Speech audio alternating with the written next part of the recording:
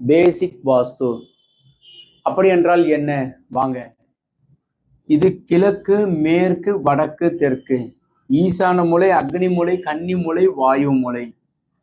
கிழக்கு பார்த்த வீட்டிற்கு ஈசானத்திலும், வடக்க பார்த்த வீட்டிற்கு வடக்கு ஈசானத்திலும், மேற்க பார்த்ததுக்கு வடக்கு வாயு வாசலும், தெற்கு பார்த்ததுக்கு அக்னி வாசலும், தென் கிழக்கில் வாசல் வைப்பது முதல் அமைப்பு.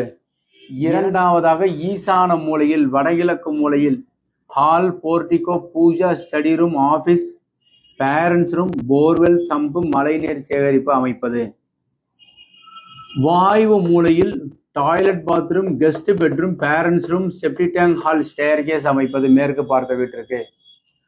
கன்னி மூலையில் அலுவலகமும், பெட்ரூம், மாஸ்டர் பெட்ரூமும், தரைதளம் முதல் தளத்தில் பெட்ரூமும், பூஜை ரூமும், வாட்டர் டேங்க் மொட்டை மாடியில் அமைப்பது.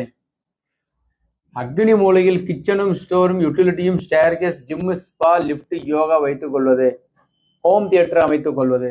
இதன்படி வீடு அமைப்பது. மாடிப்படியினுடைய அமைப்பு மேற்க பார்த்த வீட்டிற்கு வாயு மூலையில் ஸ்டேர்கேஸ் அமைத்துக் கொள்ளலாம்.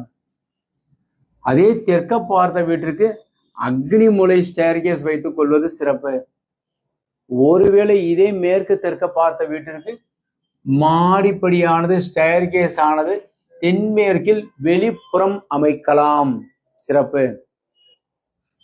கிழக்கு சூரியனும், அக்னி மூலைக்கு உண்டானவர் சுக்கிரனும், தெற்கு செவ்வாயும், தென்மேற்கு ராகுவும், மேற்கு சனியும், வடமேற்கு வாயு மூலைக்கு உண்டானவர் சந்திரனும், வடக்கு புதனும், ஈசானத்திற்கு உண்டான கிரகம் ஆகிய குரு பகவானும், நடு சென்டர் மத்தியங்கிறதுல கேது பகவானும் உங்க வீட்டை ஆட்சி செய்கின்றனர்.